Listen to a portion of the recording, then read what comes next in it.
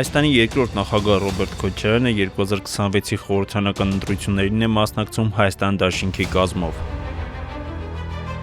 Նա է այս ուժի վարչապետի թեկնածուն։ Ինչպես սկսվեց Քոչարյանի քաղաքական ուղին ու ուր հասավ։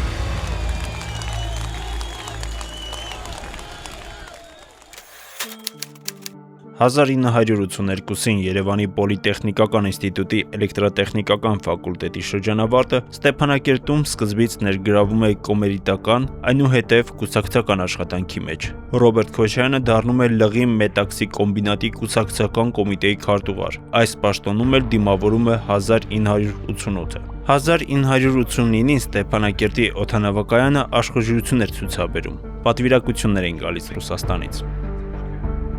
Քոչարյանը եւս ակտիվ մասնակցում էր։ Կուսակցական անցյալ ունեցող գործիչը հակադրվում էր Մոսկվային։ Дайте нам возможность самим определять формы нашего управления. Никогда никто, сидя в Москве, не узнает и не сможет нас понять и не сможет управлять областью так, как могут делать аборигены, то есть местное население.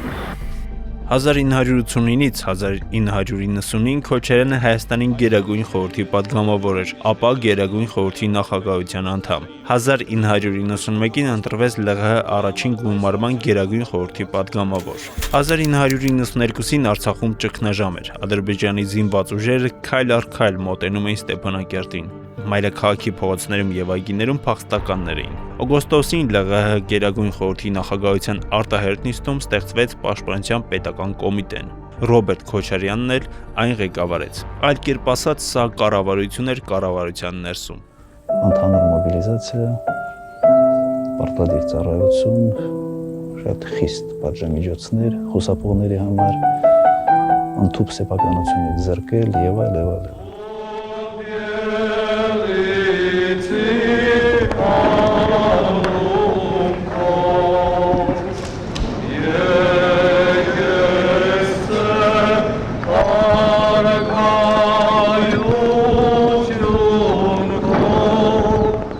ՊՊԿ-ն փաստացի ղեկավարում էր երկրին ու ռազմական գործողությունները։ Քոչարյանը ՊՊԿ-ի ղեկավարի կարգավիճակում նաև մասնակցել է արտաքին քաղաքական գործընթացներին։ Մասնավորապես 1994-ի սեպտեմբերին Մոսկվայում ընթացող Ղարաբաղյան հակամարտության խաղաղ կարգավորման բանակցությունների ժամանակ, թեև արցախյան կողմին թույլ չեն տվել մոտենալ բանակցությունների գլխավոր սեղանին, Քոչարյանը 1.5 ժամանոց առանձնազրույց է ունեցել Ադրբեջանի նախագահ Հեյդար Ալիևի հետ։ Ռոբերտ Քոչարյանը եղել է Լեռնային Ղարաբաղի Հանրապետության առաջին նախագահը։ 1994-ի դեկտեմբերի 23-ին ԼՂՀ առաջին գումարման հատուկ նստաշրջանում տեղի ունեցավ նրա երդմակալության արարողությունը։ Նա ընտրվեց 2 տարով։ 1996-ի նոյեմբերին համաժողովրդական ընտրությունների արդյունքում Ռոբերտ Քոչարյանը վերընտրվեց այդ պաշտոնում։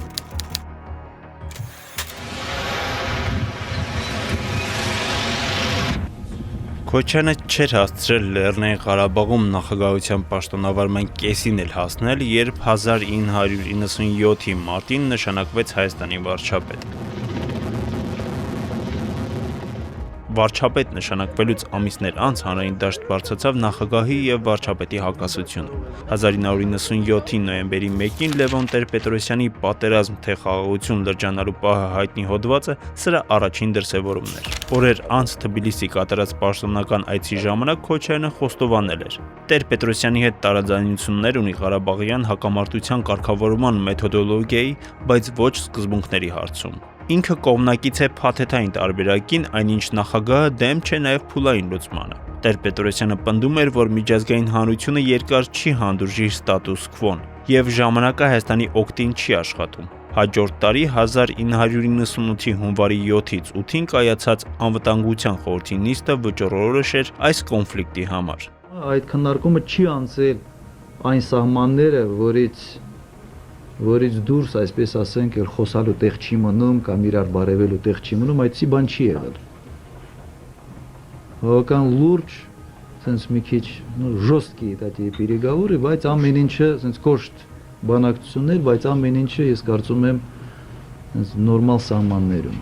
Տեր-Պետրոսյանն իր թիմը ներկայացնում էր որպես խաղաղության կուսակցություն, իսկ իր ընդդիմախոսներին, այդ թվում Քոչարյանին, պատերազմի։ Այս կողմից էլ հակադարձում էին, իրենք դեմ են ցավալի փոխզիջումներին։ 1998-ի տարին սկսվել ու շարունակվում էր քաղաքական խորը ճգնաժամով, փետրվարի առաջին օրերը վճռորոշ էին։ Հրաժարական ներկայացրեց Վանո Սիրադեղյանը, նա եւ ՀՀՇ-ն էին ակտիվ պայքարում Ռոբերտ Քոչարյանի դեմ, որին աջակցում էր Վազգեն Սարգսյանը։ Ի վերջո Տեր-Պետրոսյանը զրկվեց կառավարության ուժայինների եւ խորհրդարանի աջակցությունից։ Նրան, ինչպես ինքը նշեց իր ուղերձում, իշխանության հայտնի մարմինների կողմից ներկայացվեց հրաժարականի պահանջ, որն էլ նա ընդունեց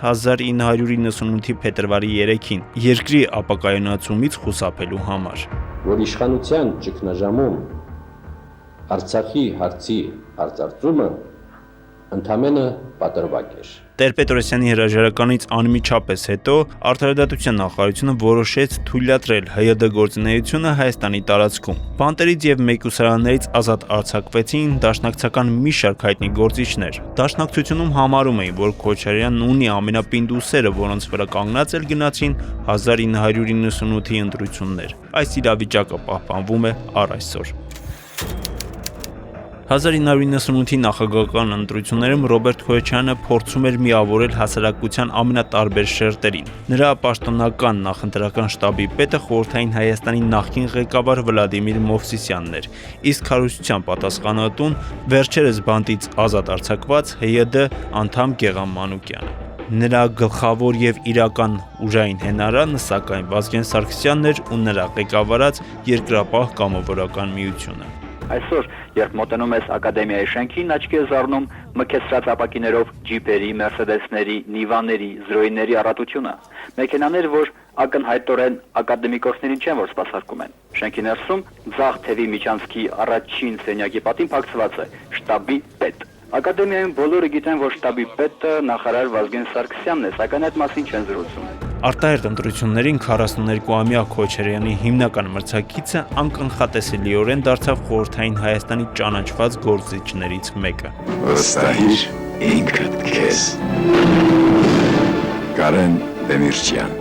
Ռոբերտ Քոչարյանի քաղաքացիության եւ նախագահական ընտրություններում նրա առաջադրման իրավական հիմքերի հարցը 1998-ի նախընտրական շրջանի ամենաթեժ քննարկվող թեմաներից էր։ 1995-ի սահմանադրության համաձայն նախագահ կարող էր ընտրվել վերջին 10 տարում Հայաստանի քաղաքացի եւ մշտապես Հայաստանում բնակված անձը։ Քննարկվում էր, որ Քոչարյանը կարող էր չբավարարել այս պահանջը, քանի որ 1996-ին ընտրվել էր Լեռնային Ղարաբաղի նախագահ եւ համարվում էր Լեռնային Ղարաբաղի Հանրապետության քաղաքացի։ Իրավաբանները նշում էին, որ նրա Հայաստանի քաղաքացի ճանաչելը կարող էր հարցականի տակ դնել Լեռնային Ղարաբաղի Հանրապետության անկախության տրամաբանությունը։ Քոչարյանն էլ ի պատասխան հարցին, թե Հայաստանի Հանրապետության քաղաքացի է, հիշեցնում էր 1989-ի դեկտեմբերի 1-ի որոշումը, որով նա ընտրվել էր Հայաստանի խորհրդարանի падգամավոր։ Այդուհանդերձ նրա գրանցումը հաստատվեց կենտրոնական ընտրական հանձնաժողովի կողմից, եւ միայն մեկ ուժ բողոքարկեց այդ որոշումը։ Այդ ուժը Նոր ուղի կուսակցությունն էր, որի ղեկավարն էր Մխիթար Սեբաստացի կրթահամալիրի տնօրեն Աշոտ Բլեյանը, իսկ նախընտրական շտաբի պետը երիտասարդ լրագրող Նիկոլ Փաշինյանը։ Ընտրությունների նախաշեմին ընդդիմությունը համատեղ հայտարարություն արեց, պնդելով, թե նախատեսվում են լայնածավալ ընտրախախտումներ։ Ընտրությունների արդյունքների մասին խիստ կասկածներ ունեին դիտորդները, սակայն նրանք չշտապեցին ընտրություններն անվավեր համարել, քանի որ դեռ երկրորդ փուլ պետք է լիներ։ 800 ընտրական տեղամաս այցելած մոտ 200 դիտորդ արձանագրել են բազմաթիվ լուրջ խախտումներ, կապված զինվորականների քվեարկության, տեղամասերում ոստիկանների ներկայության, պետական լրատվամիջոցների կողմնապահության, բռնությունների հետ։ Այս ընտրություններն այնքան էին լի խոստումներով ու նյութական շահագրգռվածությամբ, կաշառքներով, որ ժողովրդի խոսակցական լեզուն հարստացավ մի շարք նոր բառերով՝ ընտրապաշար, ընտրանավթ, ընտրաէլեկտրականություն, ընտրաալյուր եւ անգամ ընտրասարսափ։ 1998-ին երկրորդ փուլով Քոչարյանը ընտրվեց նախագահ։ Երդվում եմ լինել հանրապետության անկախության, տարածքային ամբողջականության եւ անվտանգության երաշխավորը։ 100 օր անց Քոչարյանը ամփոփեց իր պաշտոնավարման այդ շրջանը, որը բնորոշում էր ազատ ինչպես կուսակցությունների, այնպես էլ մամուլի համար։ Այս ասուլիսի նրա խոսքերից մեկը հետագա տասնամյակներում կշարունակի թևածել քաղաքական քննարկումներում։ Ինձ հետաքրքիր է մի հատ հարց տվեք, ով այդ տղամարդը որ պետք է հեղաշրջում անի դասը։ 1990-ի մայիսին Հայաստանում խորհրդանական ընտրություններ եղան։ Դրանցից հետո ձևավորվել էր քաղաքական նոր իրավիճակ։ Իշխանության ղեկին էր հայտնվել Վազգեն Սարգսյանի եւ Կարեն Դեմիրճյանի գլխավորած Միասնություն դաշինքը։ Այս դաշինքի հաղթանակով ստեղծվել էր խորհրդարանական մեծամասնություն եւ ձևավորվել էր նոր կառավարություն։ Արտաքուստ հանրապետությունում արկա կայունությանը զուգահեռ քաղաքական դաշտի եւ իշխանության տարբեր բևեռների, մասնավորապես նախագահ Քոչարյանի եւ խորհրդարանական մեծամասնության միջև արկա էր որոշակի լարվածություն եւ գաղտնի պայքար ազդեցության ոլորտների համար։ Չնայած դրան իշխանության բևեռները հրապարակավ փորձում էին հարթել իրենց միջև տարաձայնությունների մասին շրջանառվող լուրերը։ Ասում եմ մեկ ընդմիշտ, առաջին եւ վերջին անգամ։ Մենք մտերիմ ընկերներ ենք, մենք մարտական ընկերներ ենք։ Կապված ենք նաեւ ճակատագրով։ Ես երբեք Ռոբերտ Քոչարյանի դեմ դուրս չեմ գալու։ Հույսներդ կտրեք։ Նայիրի Հունանյանի գլխավորած զինված խումբը ներխուժում է ազգային ժողովի նիստերի դալիճ։ Նրանք կրակահերթ են արձակում ներկաների ուղղությամբ սպանելով վարչապետ Վազգեն Սարգսյանին, ազգային ժողովի նախագահ Կարեն Դեմիրճյանին, ազգային ժողովի փոխնախագահներին, մեկ նախարարի եւ պատգամավորների։ Դալիճում գտնվողները վերցվում են պատանդ։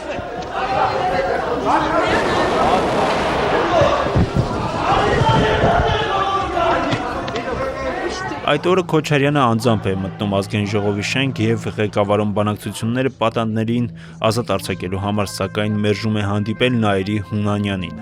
Մինչև ազգային ժողովում ընթանում էր պատանդների ազատ արձակման գործընթացը, Պաշտպանության նախարարությունում հավաքվել էր բանակի բարձրագույն հրամանատարական կազմը, որն էլ Քոչարյանին էր ներկայացրել նոր նշանակումների ցուցակ։ Հոկտեմբերի 28-ին Քոչարյանը գնում է ՊՆ եւ կշտամբում զինվորականներին, որ իրեն մենակ են թողել։ Ասում է նաեւ, որ ողջ գիշերը չի կարողացել գտնել պաշտպանության նախարարին եւ այլ նախարարների, որոնք ՊՆ-ում էին։ Հետագայում լարվածությունը որոշակիորեն լիցքաթափելու համար Քոչարյանը համաձայնում է նոր վարչապետ նշանակել սպանված Վազգեն Սարգսյանի եղբորը Արամ Սարգսյանին, որը պաշտոնավարում է 5 ամիս։ Ռոբերտ Քոչարյանը սպանության բացահայտումը համարում է շատ պարզ մի բան։ Գյուղի, այսպես հիմա մենք չունենք, բայց ուչաստկովին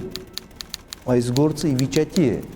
վճռականության դեպքում, ցանկության դեպքում բացել։ Ոչ ուչաստկովին, ոչ էլ այդ ժամանակ գլխավոր դատախազ Գագիկ Ջահանգիրյանին չհաջողվեց անջատված առանձին մասով քրեական գործը բացահայտել։ Այն վերաբերում էր հնարավորավոր կազմակերպիչների, մասնակիցների, օժանդակողների հայտնաբերելուն։ Անջատված մասի նախաքննության ժամկետը երկարացվեց տասնյակ անգամներ, սակայն բացի հանցագործության անմիջական մասնակից Հունանյանից ու խմբի անդամներից, հանցագործության այլ մասնակիցներ այդպես էլ չհայտնաբերվեցին։ Պաշտոնապես Ռոբերտ Քոչարյանը պնդում էր, որ Ղարաբաղյան կոնֆլիկտը հնարավոր է լուծել բացառապես խաղաղ ճանապարհով կողմերի միջև փոխզիջումների միջոցով։ Ըստ նրա հակամարտության կարգավորումը պետք է հիմնվեր 3 հիմնական սկզբունքի վրա. կողմերի իրավահավասարություն, Ղարաբաղի որևէ մեկից կախյալ կամ ստորադաս դառնալու անհնարինություն եւ Ղարաբաղի բնակչության անվտանգության միջազգային երաշխիքներ։ Նա միջազգային հարթակներում հայտարարում էր, որ ԽՍՀՄ փլուզումից հետո նույն իրավական պրոցեսների արդյունքում ձևավորվել են երկու հավասարազոր պետություններ՝ Ադրբեջանը եւ Լեռնային Ղարաբաղը։ Да, мир признает территориальную целостность Азербайджана. И мы признаем территориальную целостность Азербайджана. Но, повторяюсь, Нагорно-Карабахская республика территориальной целостности Азербайджана отношения не имеет, потому что ее у вас никогда просто не было, у независимого азербайджанского государства. И независимость вы получили вместе с карабахцами, на основе тех же процессов, на основе распада Советской империи и на основе, кстати, тех же законов. Ղարաբաղյան կոնֆլիկտի կարգավորման 3 պաշտոնական առաջարկ է եղել Քոչարյանի սեղանին։ Առաջինը 1998-ի նոյեմբերին ընդհանուր պետության գաղափարն էր։ Հայկական կողմի համար այս փաթեթի գլխավոր ձեռքբերումն այն էր, որ բացակայում էր Ղարաբաղի կարգավիճակի վերաբերյալ Ադրբեջանի տարածքային ամբողջականության նախապայմանը։ Այն ենթադրում էր նաև պայմանագրային հարաբերություններ Լեռնային Ղարաբաղի եւ Ադրբեջանի միջև։ Ադրբեջանը, սակայն, այն հապճեպ մերժեց։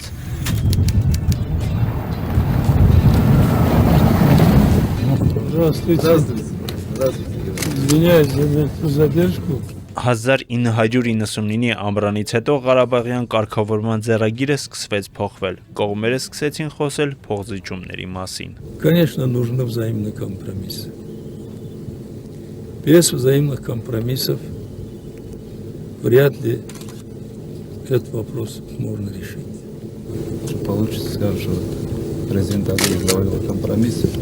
А президент Кочарян об этом не сказал. Оказывается, он не хочет компромисса. Փոխզիջումային քննարկումները ընթացվում էին ոչխարներ մորթելու եւ հենց տեղում խորոված ուտելու զրույցներով։ Այդ ընթացքում էլ մամուլը սկսում էր գուշակել, ինչ զիջումների մասին է խոսքը։ Քոչարյանի քննադատները պնդում էին, թե նա միակն էր, որ համաձայնել էր քննարկել Լաչինի միջանցքը Մեղրիի հետ փոխանակելու ծրագիրը։ Հետագայում Քոչարյանը հաստատել է, որ տարածքների փոխանակման գաղափար եղել է եւ այն ուներ իր տրամաբանությունը։ Կա փակուղի եւ փակուղուց դուրս գալու միակ ճանապարհը բոլոր հնարավոր տարբերակների քննարկումն էր։ Այլ ճանապարհ ուղղակի չկա, եւ այդ կոնտեքստում այո, կար գաղափար տարածքների փոխանակման վերաբերյալ։ Ըստ Քոչարյանի Մեղրի տարբերակի առաջարկն արել է Ալիևը եւ այն պաշտոնական տեսք այդպես էլ չի ստացել, քանի որ Հայաստանի համար կարմիր գիծ էր Իրանի հետ սահմանը։ Հետո ակտիվացան ամերիկացիներն իրենց հետ բերելով KOST-ը։ 2001-ը բանակցությունների գագաթնակետն էր։ Բանակցությունների տրամաբանությունը հիմնված էր 4 սկզբունքների վրա՝ Արցախի կարգավիճակ, Հայաստան-Արցախ կապ, Ադրբեջան-Նախիջևան կապ եւ փախստականների վերադարձ։ Հայկական կողմը պահանջում էր 20 կիլոմետր լայնությամբ անխոչնդոտ միջանցք Լաչինում անվտանգության նկատառումներով, սակայն կտրականապես դեմ էր Մեղրիով նույնանման ցամաքային միջանցք տրամադրելուն։ Որպես փոխզիջում քննարկվում էր տեխնոլոգիական մի լուծում՝ 40 կիլոմետրանոց վերգետնյա էստակադա, Արաքսի երկայնքով։ KOST-ի նախագծով նախատեսվում էր, որ ադրբեջանական մեքենաները պետք է անցնեին ազատ եւ անարգել, առանց հայկական մաքսային ստուգումների, ինչը փաստաթղթում ձևակերպվում էր որպես սուվերեն անցում։ Այս տարբերակից էլ վերջին պահին հրաժարվեց Հեյդար Ալիևը 2001-ին KOST-ում։ Позиция армянской стороны на этих переговорах основывается именно на том, Բանակցությունները նորից փակուղիում էին, բայց մոտենում են 2003-ի նախագահական ընտրությունները երկու երկրներում էլ։ Այդ բանակցությունները ակտիվացան 2004-ից, սկզբում պրահյան գործընթացն էր, իսկ Քոչարյանի պաշտոնավարման վերջին տարում 2007-ի նոյեմբերին ներկայացվեցին մադրիդյան սկզբունքները։ Այն ի թիվս այլոց սահմանում էր, որ Լեռնային Ղարաբաղի վերջնական կարգավիճակը որոշվելու է պլեբիսցիտի միջոցով, որը թույլ է տալու յուրաքանչյուր կարգավիճակի հնարավորություն։ Այդ փաստաթղթերը Քոչարյանի իշխանության հետ փոխանցեց Սերժ Սարգսյանին։ 2001-ի սեպտեմբերին Պողոս Պողոսյանին մահացած գտան Երևանի կենտրոնում Արագաստ սրճարանի զուգարանում։ Ավելի վաղ այնտեղ էր եղել նախագահ Քոչարյանը իր թիկնապահների հետ։ Ականատեսների վկայությամբ Քոչարյանը սրճարանից դուրս էր եկել նշանավոր ֆրանսահայ շանսոնյե Շարլ Անձնավուրի հետ, երբ Պողոսյանը, որը սրճարանում էր իր ընկերոջ Ստեփան Նալբանդյանի հետ, մոտեցել էր եւ ասել. «Պրիվետ, Ռոբ»։ Այս դեպքն ու արտահայտությունը դեռ երկար են հետապնդելու Քոչարյանին։ Քոչարյանը բազմաթիվ առիթներով անդրադարձել է Պապլավոկի դեպքին։ Ես դեպքի մասին իմացել եմ առավոտյան։ Առավոտյան են ինձ եկուցել։ Պրիվետ Ռոբ, արտահայտությունը ես չեմ էլ լսել։ Գործող նախագահին ներկայացնելու կարիք չկա։ 5 տարվա ընթացքում անմիջական եւ գործնական հանդիպումների ժամանակ նրան ճանաչել են Հայաստանի բոլոր մարզերում, հեռավոր ու մոտ բնակավայրերում։ 2003 Հայաստանում ծանր ընտրական տարի էր իշխանության համար։ Դրված էր Ռոբերտ Քոչարյանի նախագահության երկրորդ շրջանի վերընտրության հարցը։ Քոչարյանը ընտրությունների էր գնում աշխատենք միասին կարգախոսով, իսկ նրա նախընտրական շտաբի պետն էր պաշտպանության նախարար Սերժ Սարգսյանը։ Քոչարյանի թեկնածությունը պաշտպանում էին ՀՀԿ-ն, ՀՅԴ-ն, Օրինաց երկիրը եւ մի շարք այլ կուսակցություններ։ Ընդդիմությունը մասնատված էր եւ չուներ միասնական թեկնածու, բայց այդպիսին դե ֆակտո դարձավ ՀԺԿ առաջնորդ Կարեն Դեմիրճյանի որդի Ստեփան Դեմիրճյանը։ Մրցապայքարը թեժ էր սկսվել ու ընթանում։ Մենք ուզում ենք հաստատել ժողովրդի իշխանություն, ժողովրդի համար։ Ձենքի են ուզում բերել մեր ժողովրդին։ Այսօր իրենք փորձում են վախեցնել ձեզ, ասել, որ ամեն ինչ արդեն իսկ կանխորոշված է, Քոչարյանը ընտրված է։ Էլի Քոչարյանը խոսք է տվել, որ այստեղից 80% Քոչարյանը ձայն է տարելու։ Կներեք 3 մատի կոմբինացիան իրեն նվեր։ Դուք ուր էիք դուք, երբ որ Քոչարյանին հաջողվում էր տնտեսությունը վերականգնելու համար ամենաճկուն քայլերը կատարել։ Փետրվարի 19-ի առաջին փուլում Քոչարյանին չհաջողվեց հաղթել, նա հավաքեց ձայների շուրջ 50%-ը, իսկ Դեմիրճյանը 28%-ը։ Նշանակվեց երկրորդ փուլ, որին ընդառաջ տեղի ունեցավ հեռուստաբանավեճ, որը առաջինն էր նորանկախ Հայաստանի պատմության ընթացքում։ Քոչարյանն ու Դեմիրճյանը նստեցին իրար դեմ դիմաց ու ժամից ավելի բանավիճեցին։ Ուրեմն նախադառնա վստահության Ռոբերտ Սեծակի ձեր պատասխանը այդքան չտարբերվեց իմ նախորդ պատասխան։ Այդ մեկ, երկրորդը փորձի մասին։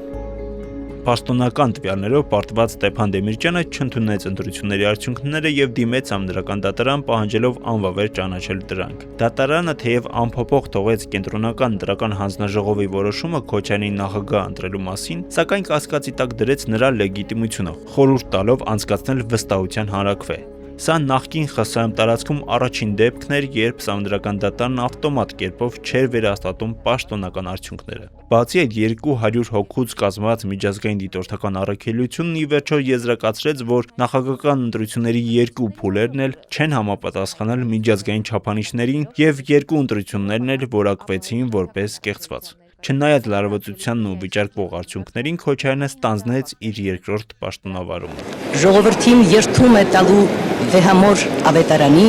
եւ Հայաստանի Հանրապետության Սահմանադրության վրա։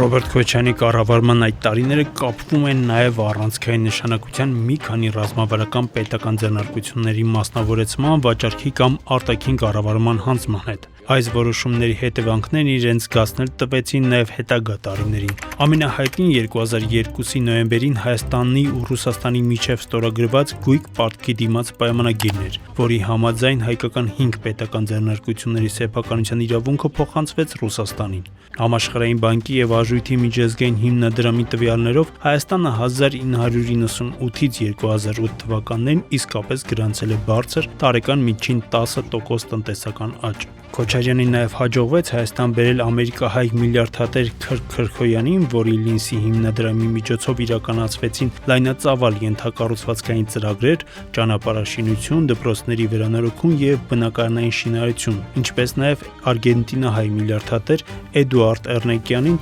որի ներդրումները հիմնականում ուղղվեցին Զվարթնոց օդանավակայանի արդիականացման, նաև գինեգործության, գյուղատնտեսության եւ բանկային ոլորտի զարգացման համար։ Քոչարյանի օրոք տնտեսական աճի շարժիչ գործոնը շինարարությունն էր, որի ամենացայտուն օրինակը Հյուսային պողոտան։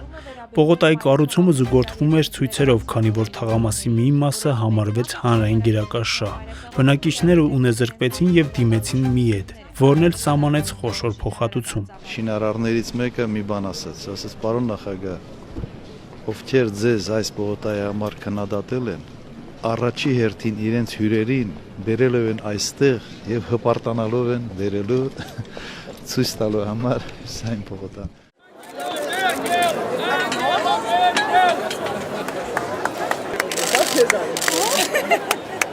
2008-ի փետրվարի 19-ի նախագահական ընտրություններից հետո Հայաստանում սկսվեցին հակակառավարական ցույցեր։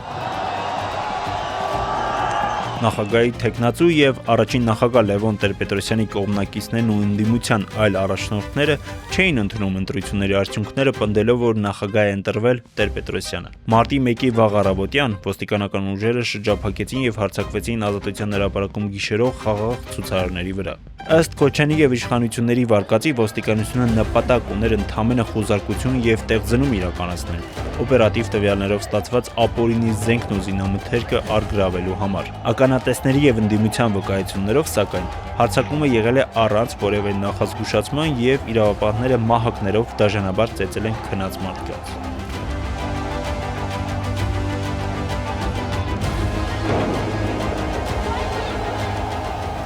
Բախումների հետևանքով գրանցվեց 10 զոհ եւ հարյուրավոր վիրավորներ։ Մարտի 1-ին Ռոբերտ Քոչարյանը 20 օրով արտակարգ դրություն հայտարարեց։ Այդ հրամանագրով կոշտ գրաքննություն սահմանվեց լրատվամիջոցների նկատմամբ, արգելվեց ոչ պաշտոնական տեղեկատվության տարածումը եւ տասնյակ թերթեր հարկադիր պարապուրդի մատնվեցին։ Սկսվեցին զանգվածային ձերբակալություններ եւ բազմաթիվ ընդդիմադիր գործիչներ ու ցուցարարներ հայտնվեցին ճակերի հետևում, մեղադրվելով զանգվածային անկարգություններ հրահրելու եւ իշխանությունը յուրացնելու փորձերի մեջ։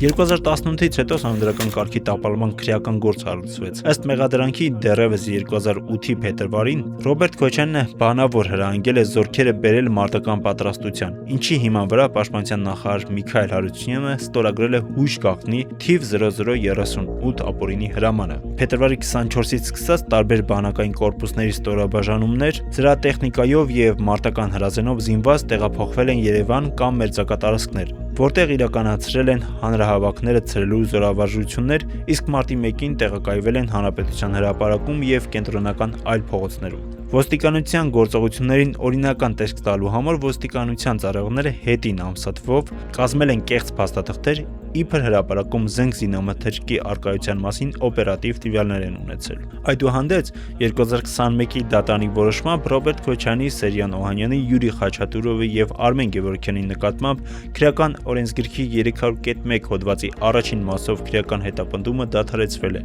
հանցագործության դեպքի բացակայության հիմքով։ Այս գործը առ այսօր բողոքարկվում է։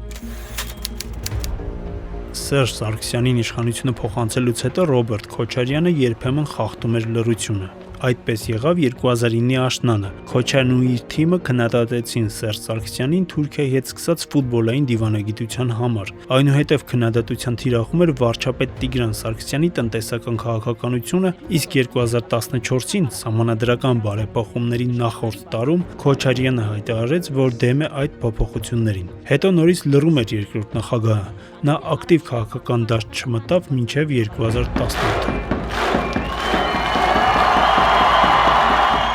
2018-ի Թավշյա հեղափոխությանը Քոչարյանն անձամբ չմասնակցեց։ Նիկոլ Փաշինյանի վարչապետի պաշտոնավարման 100 օրն էլ չէր լրացել, երբ նորանշանակ վարչապետը իր առաջին այցը կատարեց հատուկ քննչական ծառայություն։ 2018-ի հունիսի 12-ին սկիզբ դրվեց Քոչարյանի դեմ իրավական գործընթացներին։ Ամենակարևոր գործերից մեկը, որ պետք է անի հատուկ քննչական ծառայությունը, դա մարտի 1-ի ոճրագործության բացահայտումն է, մարտի 1-ի սպանությունների բացահայտումն է։ Շատ ժամանակ չանցած Քոչարյանին կանչեցին ծառայություն։ Նա արտերկրում էր ու որոշեց վերադառնալ Հայաստան։ Հենց ծառայությունում էլ նրան մեղադրանք առաջադրեցին։ Այսպես մեկնարկեց մարտի 1-ի կամ համանդրական կարգի տապալման գործը, բայց ոչ միայն։ Այս քայլով Փաշինյանը ապահովեց տարիներ շարունակ քաղաքականությունից հեռու մնացող Քոչարյանի վերադարձը։ Քոչարյանի առաջին ասուլիսը, որը պետք է լիներ օգոստոսին, տեղի չունեցավ, ակտիվիստները չթողեցին։ Ականհայտ քաղաքական հետապնդում է, վենդետա է, սա արդեն կոռուպցիոն գործ չի, սա Մավել Գրիգորյանի, այսպես ասենք, զգուշոնկա, տուշոնկա չի, սա ուրիշ բան է։ Մինչ Քոչարյանը խոսում էր վենդետայի ու քաղաքական հետապնդման մասին, այդ ժամանակ ազգային անվտանգության պետն ու հատուկ քննչական ծառայության պետը քննարկում էին այս քրեական գործը՝ կալանք տալու եւ չտալու հարցը։ Սա առաջին դեպքն էր, երբ իրավապահ ղեկավար օղակի նման գաղտնալսում էր հրապարակվում։ Афинայի հիմքերը կվանգես, բայց կալանքը ուզես պետք տաս։ Ընկերեսի կալանքը որ տան նորմալ սախ սկսեն գրել ընկերից թվում է։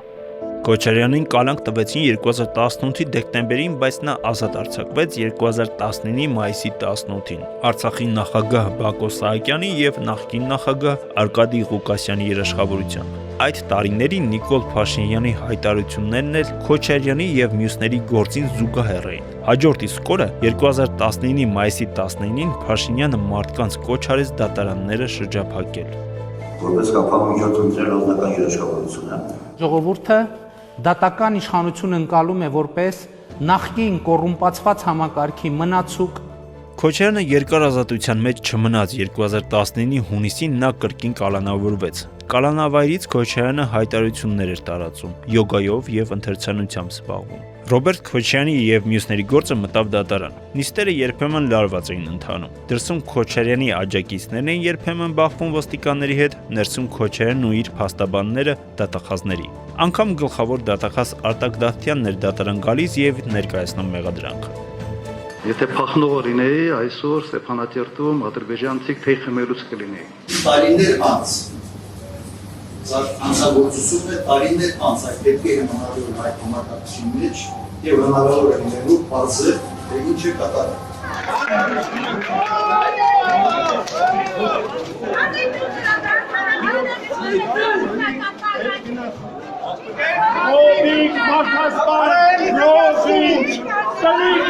Գիտեք, դատախազության համար ես մի բան եմ հասկանում, որ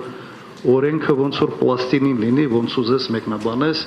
Քոչարյանի կալանքը եկեղեցու եւ Նիկոլ Փաշինյանի իշխանության միջև լարվածության սկզբնակետերից էր։ 2020-ի ապրիլին կաթողիկոսը կարևոր էր համարել Քոչարյանին կալանքից ազատումը։ Երկրորդ նախագահի կալանքը ձգվեց 1 տարի եւ վերացվեց 2020-ի հունիսին։ Այդ պահին Հայաստանի պատմության մեջ ամենախոշոր գրավով 2 միլիարդ դրամ։ Պատերազմի ժամանակ Քոչարյանը կոչ էր անում միասին լինել։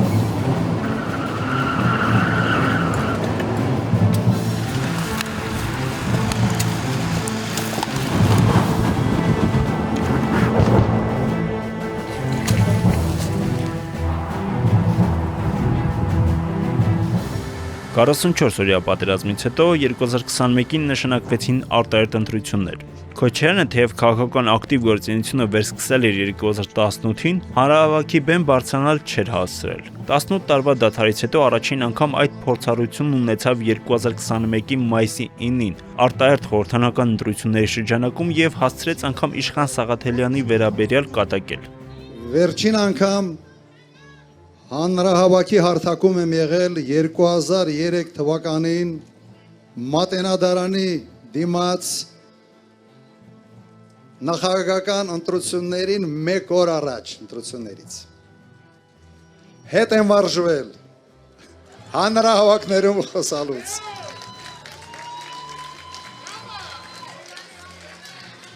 Իշխանը Սաղաթելյան 6 ամիսա տրենիրովկայի մեջ է։ Չի կարող պարտությունը լինել ադ հետևանք, հակառակ դեպքում մենք ունենալու ենք պարտված, մշտապես պարտվող ազգ, այսպես կոչված լուզերների ազգ ենք դառնալու։ Արտահերթ ընտրության քարոզարշավի մայիսի 9-ի այս ելույթի մի դրվագ էլ համացանցում մեմ դարձավ։ Կներեք մարդ է վատացել։ Այնտեղ էլ ամարդ վատացել է, այստեղ էլ խնդրում եմ մոտեցեք։ 2021-ի հունիսի 20-ին կայացած արտահերթ խորհրդանական ընտրությունների արդյունքներով Հայաստան դաշինքը ստացել էր ընդհանուր ձայների 21%-ից մի փոքր ավելին, ունենալով 29 մանդատ, որից մեկը ասորական համայնքի ներկայացուցիչ։ Քոչարյանը միաժամանակ պնդում էր, որ պայքարը շարունակելու են արդեն փողոցում։ Իսկ երբ որ ասում են փողոցային պայքար, դա չի նշանակում, որ հեսա Ռոբերտ Քոչարյանը հենց հիմա մամուլի ասուլից հետո դուրս է գալու փողոց եւ հայտարարի դրոշը վերցնի, հայտարարի, որ հայց հիմա 1 ժամից հետո հավաքվում ենք փողոցային պայքարի համար։ Ոչ թե այդ օրը 2021-ի հոկտեմբերի 4-ին, հետագայում Քոչարյանը պարբերաբար փողոց դուրս եկավ աջակցելու տարբեր փողոցային պայքարների, օրինակ դիմադրության կամ Տավուշ անուն փրկության շարժումների ժամանակ։ Պատգամավորի մանդատը Քոչարյանը չվերցրեց, բայց շարունակեց քաղաքական գործունեությունը։ Նա պարբերաբար ասուլիսներ էր տալիս ու նախազգուշացնում Ղարաբաղյան կոնֆլիկտի վտանգավոր հետևանքների մասին։ 2021-ին օրինակ նա ասում էր, որ դելիմիտացիայի գնալը կփակի Արցախի հարցը, ինչպես նաև Արցախի ճանապարհը։ Հաստատված դելիմիտացիան նշանակում է, որ դու ճանաչում ես Ադրբեջանի տարածքային ամբողջականությունը, ինչը հնարավորություն է տալու սցենարի մասին ուղղակի խոսանք։ Ադրբեջանին վերջապես ասել. մեզ եւ Ռուսաստանին դուք իմ տարածքային ամբողջականությունը ճանաչել եք, ասելու ենք այո։ Եթե ճանաչել եք, ուրեմն Լաչինի Միջանցքում դնում եմ մաքսակետ։ Հաջորդ տարի 2022-ին խորհուրդ էր տալիս չվախենալ Ռուսաստանի հետ միութենական պետություն ձևավորելու հարցից, ինչպես նաև արձանագրում էր, որ բանակն ի վիճակի չէ պաշտպանել Հայաստանի անվտանգությունը։ Սա 2022-ի սեպտեմբերյան ադրբեջանական լայնածավալ հարձակումից առաջ էր։ Ըստ Քոչարյանի, թրիփը Հայաստանի ամենամեծ անվտանգային սպառնալիքն է դառնալու։ Նա նաև մի քանի անգամ արտահայտվել է Մոսկվայի հետ մերձենալու մասին։ Այսօրվա աշխարհում իմ կարծիքով չպետք է ասած ապրիորի վախենալ որևէ նման ինտեգրման process-ներից։ Ուղղակի պետք է նստել ու հաշվել, ինչ է ստանում, ինչ է զիջում։ Նայեք, նոյեմբերի 9-ի փաստաթուղթը, եթե համեմատենք այս ամեն ինչի հետ, իհարկե այսօր նույնիսկ երազանքի փաստաթուղթ կարելի է անվանել։ Տպավորությունը այնպեսին է, որ մարտունակ բանակ այս իշխանությանը պետք չէ։ Հայաստան դաշինքի վարչապետի թեկնածու Ռոբերտ Քոչյանը տարբեր առիթներով պնդել է, որ իր ընտանիքի ունեցվածքի հիմնական մասը իր նախագահությունից հետո է ձեռք բերվել։ Ըստ հայտարարագրի, նա 2026-ի ապրիլի 1-ի դրությամբ ունեցել է ավելի քան 15 միլիոն դրամ, $772,000 եւ շուրջ 15 միլիոն ռուբլի։ Նա նաեւ բաժնեմաս ունի ռուսական սիստեմա ընկերությունում։ Նրա որդին Լևոն Քոչյանը 5 տարբեր ընկերություններում բաժնեմասեր ունի, այդ թվում Նաիրի ինշուրանսում։ Քոչարյանի ընտանիքի բիզնեսների մեծ մասի սեփականատերն ու հիմնադիրը նրա ավագ որդին է Սեդրակ Քոչարյանը։ Նա բազմաթիվ ընկերություններում բաժնեմաս ունի, այդ թվում Toyota Երևանում, Fastcard ընկերությունում, որին պատկանում է Play City զվարճանքի կենտրոնը։ Քոչարյանը չդադարեց քննադատել Նիկոլ Փաշինյանին, պնդելով, թե նա քանդեց բանակը, հիմա էլ եկեղեցու հիմքերն է քանդում։ 2026-ի խորհրդանական ընտրություններին Քոչարյանը կրկին առաջադրվեց վարչապետի պաշտոնին, նորից նույն դաշինքով Հայաստան դաշինք։ Ըստ հարցումների Հայաստան դաշինքը ներկայում երրորդ քաղաքական ուժն է մինչդեռ 2021-ի հարցումներով եւ արդյունքներով, իսկ որն է եղել Քոչարյանի ամենամեծ սխալը։ Հենց քարոզարշավի ընթացքում նա ընդունեց իշխանությունը Սերժ Սարգսյանին փոխանցելու որոշումներ։ Оглядываясь назад, о чем вы больше всего сожалеете? Вот где вот вы считаете, что вот неправильно было, вот сожалеете, вот. Наверняка у вас это есть. Поделитесь, очень интересно. О чем больше всего вот вы сожалеете? Ну, наверное, вопрос преемника.